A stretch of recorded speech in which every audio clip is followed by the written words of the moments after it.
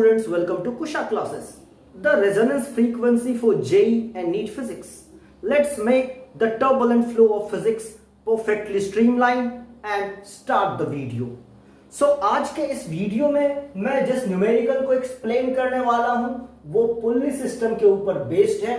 IIT JEE advance year 2019 paper 2 से लिया गया है और ये न्यूमेरिकल बहुत ही स्पेशल रहने वाला है क्योंकि इस न्यूमेरिकल को समझने के बाद constrain motion, pulley system, conservation of energy, SHM, ये सारे कॉन्सेप्ट्स आपके क्लियर होने वाले हैं। तो बहुत ही ध्यान से इस वीडियो को देखिएगा, लास्ट तक जरूर देखिएगा।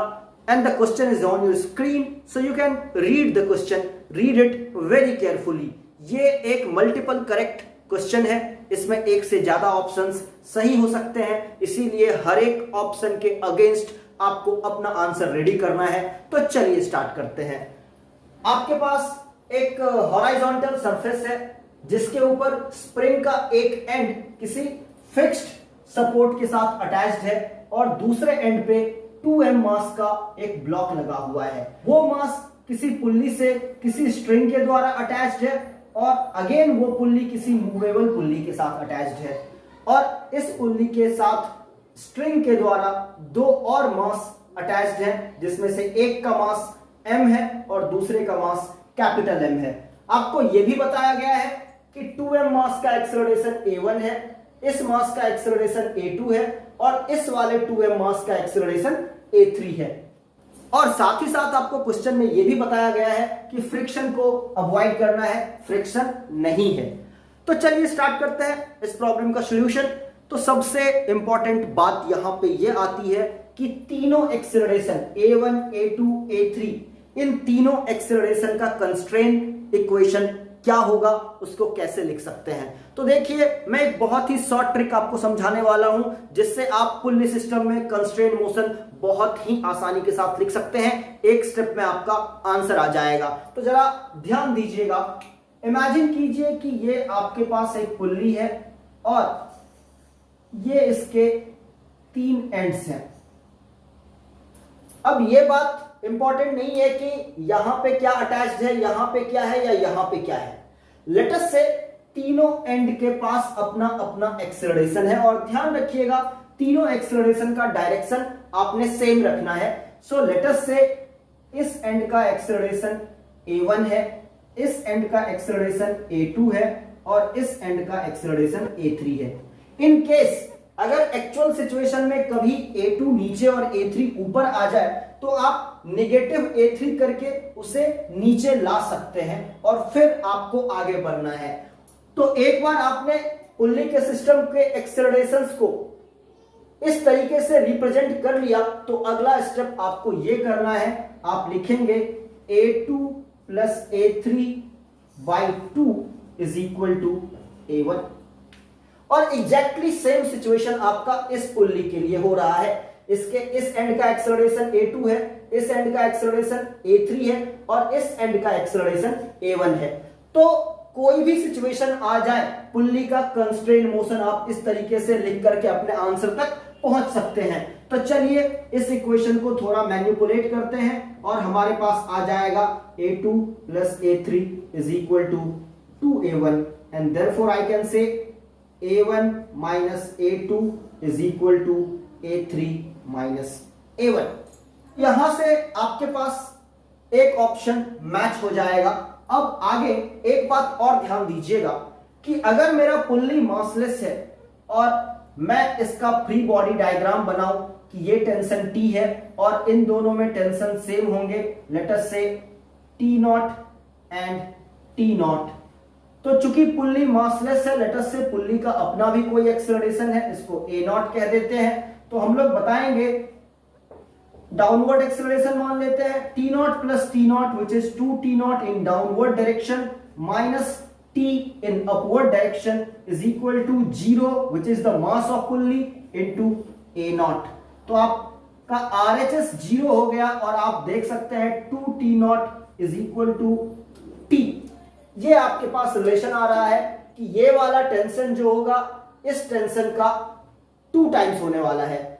तो इतना समझने के बाद अब मैं आपको एक और कॉन्सेप्ट बताने वाला हूं जो कि है equivalent mass of pulley system. So acceleration के कंस्ट्रेन मोशन को लिखने के बाद और ये जानने के बाद कि पुल्ली के स्ट्रिंग्स में टेंशन का क्या रिलेशन होता है, अपना जो आगे का काम है वो ये बताना है कि इस स्ट्रिंग का जो मैक्सिमम इलोंगेशन है, let us call it x not, वो एक्स नॉट क्या होने वाला है। और उसे पता करने के लिए हमें एक नए कॉन्सेप्ट की जरूरत है जिसे हम लोग कहते हैं equivalent mass of the pulley system. तो इस कॉन्सेप्ट को आप कुछ बारीकी से पहले समझ लें, फिर अप्लाई करेंगे हम लोग। तो लेट अस से कि किसी रिजिड सपोर्ट से एक पुल्ली और दो मासेज लटक रहे हैं। Let us call it M2, let us call it M1। M2 A acceleration से नीचे जा रहा है, M1 A एक्सेलरेशन से ऊपर आ रहा है। पुल्ली अपना मासलेस है।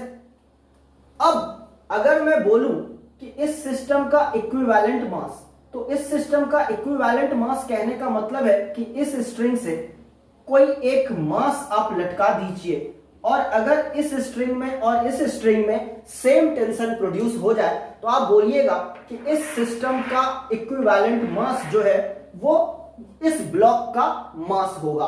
तो चलिए पहले हम लोग कैलकुलेट करते हैं कि इस स्ट्रिंग में टेंशन कितना है। इसके लिए हम लोग M1 और M2 के फ्री बॉडी डायग्राम को कंसीडर करते हुए फोर्स एक्सेलरेशन का इक्वेशन लिखने जा रहे हैं। तो सबसे पहले मैं ये मान ले रहा हूं कि यहां पे टेंशन T है और यहां पे टेंशन T है।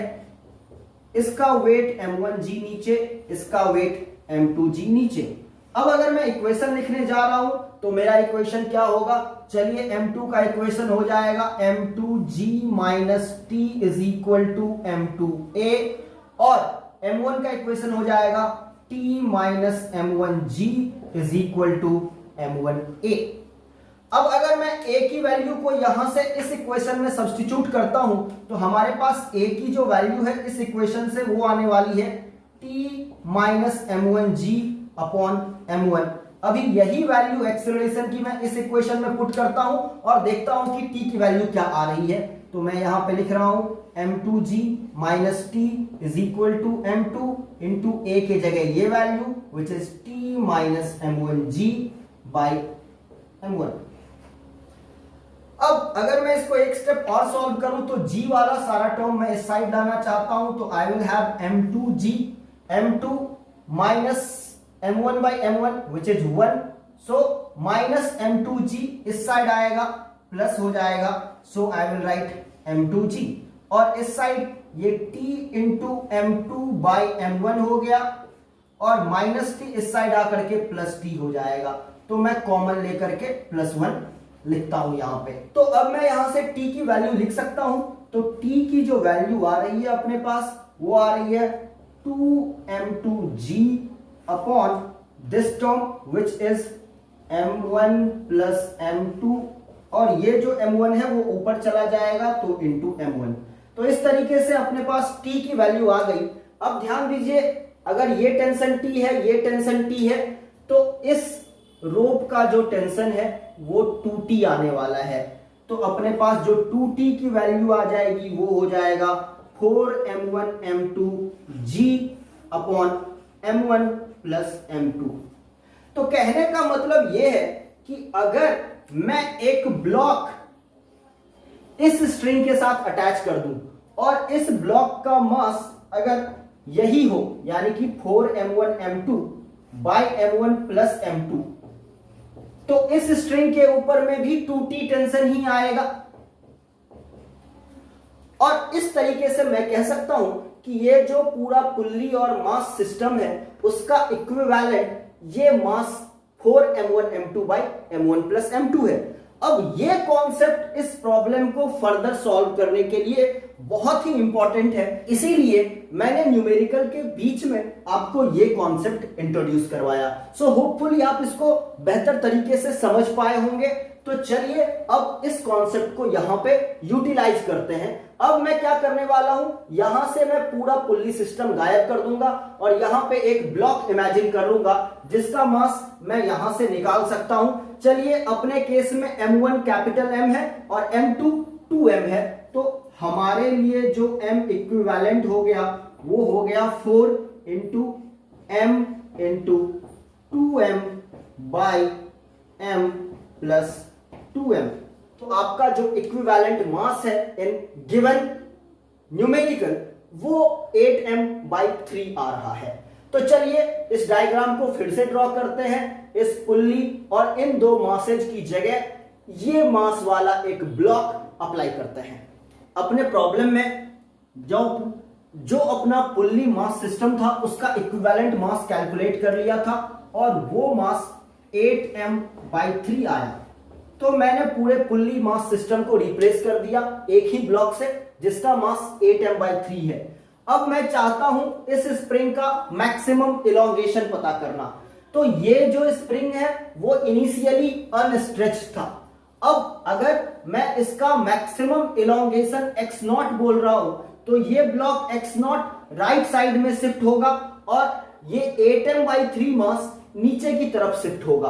कहने का मतलब इस ब्लॉक के पोटेंशियल एनर्जी में x0 हाइट की वजह से डिक्रीज होने वाला है और इस स्प्रिंग के पोटेंशियल एनर्जी में इंक्रीज होने वाला है। तो कंजर्वेशन ऑफ मैकेनिकल एनर्जी से हम लोग यहां ये कह सकते हैं कि जितना इंक्रीज स्प्रिंग के पोटेंशियल एनर्जी में होगा उतना ही डिक्रीज इस ब्लॉक के ग्रेविटेशनल पोटेंशियल एनर्जी में होने वाला है। तो लेट्स राइट दैट इक्वेशन। हम लोग बोल रहे हैं कि इसका increase in potential energy is half kx0 square और हमारा जो मास है 8m/3 उसके ग्रेविटेशनल पोटेंशियल एनर्जी में जो डिक्रीज है वो mg इंटू h, जो हाइट ये नीचे जाएगा वो भी x0 के ही बराबर होगा। तो यहां से मैं x0 की वैल्यू कैलकुलेट कर सकता हूं। So x0 is equal to 16 mg/3k। Okay guys, आगे आपसे यह पूछा गया है कि जब इस स्प्रिंग का इलोंगेशन x0 का आधा हुआ रहेगा, मतलब x0/2 हुआ रहेगा, उस मोमेंट पे इस 2m मास का जो वेलोसिटी है वो कितना होगा। तो इस क्वेश्चन को आप फर्दर अप्रोच करने से पहले इसके मोशन के बारे में सोचें।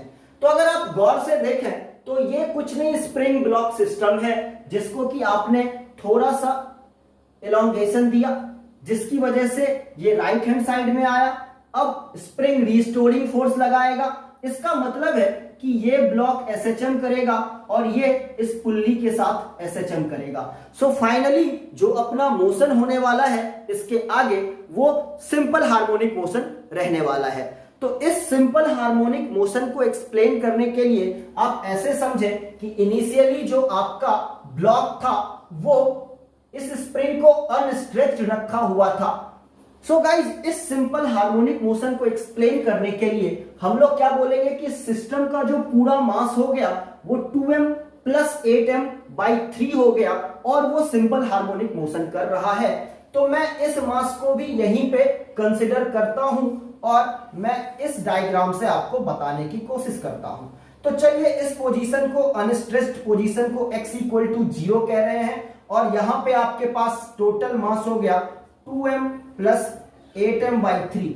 ये दोनों मास ही सिंपल हार्मोनिक मोशन कर रहे हैं, भले ही इनका लोकेशन अलग है लेकिन दोनों का जो मोशन है वो एक दूसरे से कंस्ट्रेंड है। जितने ही डिस्प्लेसमेंट से ये सफर करेगा उतने ही डिस्प्लेसमेंट से ये भी सफर करने वाला है और इस वजह से हम लोग इसके मोशन को कलेक्टिवली देख रहे हैं और हम लोग बोल रहे हैं कि दोनों मास एक ही पॉइंट पे सेंटर्ड है, इट इज इक्विवेलेंट। और हम लोग बोलेंगे कि अनस्ट्रेस्ड कंडीशन में जब ये मास 2m था तो उसको मैं x इक्वल टू 0 कह रहा हूं। मैक्सिमम इलोंगेशन जो है वो x इक्वल टू x0 है। ओके, अब यहां पे आपको ये बात ध्यान देना होगा कि x इक्वल टू 0 और x इक्वल टू x0 जो है वो इस SHM के लिए दो एक्सट्रीम पोजीशन है। तो इन दोनों एक्सट्रीम पोजीशन के बीच जो मीन पोजीशन होगा वो x equal to x not by two होने वाला है। तो x equal to x not by two आपका मीन पोजीशन हो गया, x equal to 0 left hand side का एक्सट्रीम पोजीशन हो गया, और x equal to x not right hand side का एक्सट्रीम पोजीशन हो गया। तो आपसे पूछा गया है कि जब स्ट्रिंग आपसे पूछा गया है कि जब x की value x not by to हो जाएगी उस मोमेंट पे आपके 2m मास का वेलोसिटी क्या होगा। तो नॉर्मल सा बात है, मीन पोजीशन पे एसएचएम करते हुए ऑब्जेक्ट की जो वेलोसिटी होती है वो मैक्सिमम होती है, और v मैक्स का जो फॉर्मूला है वो आपको पता होना चाहिए, एम्पलीट्यूड इनटू ओमेगा होता है। सो एम्पलीट्यूड आप देख सकते हैं, it is x naught minus x not by two which is x not by two, और omega is root over k by m। तो m के जगह आपको टोटल मास लिखना है which is 2m plus 8m by 3। Now चलिए, so now अब हमारे पास x नॉट की वैल्यू है, just plug in all the values. तो x नॉट के जगह मैं लिख रहा हूं 16mg बाई 3k, यहां पे 2 है, so into 2 root over k, और ये वैल्यू हो गई 14m बाई 3। तो 14m यहां पे है, 3 को ऊपर डाल दीजिए। So guys this is the value of v max, यानी कि जब इस स्प्रिंग का elongation x not by to होगा उस मोमेंट पे 2m मास और 8m बाई 3 मास दोनों का एक ही वेलोसिटी, और वो कॉमन वेलोसिटी ये रहने वाला है। You can solve it very easily, 2 8 जा 16, और सब कुछ को अब स्क्वायर रूट के अंदर ही ले चलते हैं, एंड यू विल फाइंड कि v मैक्स जो आपका आ रहा है वो कुछ ऐसा आएगा। 8 का स्क्वायर कर दीजिए 64, m का स्क्वायर, g का स्क्वायर, आपके पास 3k ऑलरेडी है, अपॉन 3k का स्क्वायर करके रूट के अंदर ले लीजिए, 9k स्क्वायर इंटू 14m। और अगर आप इसको सॉल्व करना चाहते हैं you will get the answer. यहां से आपका 3 3 जा 9 एंड 2 7 जा 14 एंड 32 यहां पे आ जाएगा। ये m के स्क्वायर को कैंसिल कर देगा, ये k के स्क्वायर को कैंसिल कर देगा, और फाइनली जो आपके पास मैक्सिमम वेलोसिटी आ गई वो हो गया square root of 32mg square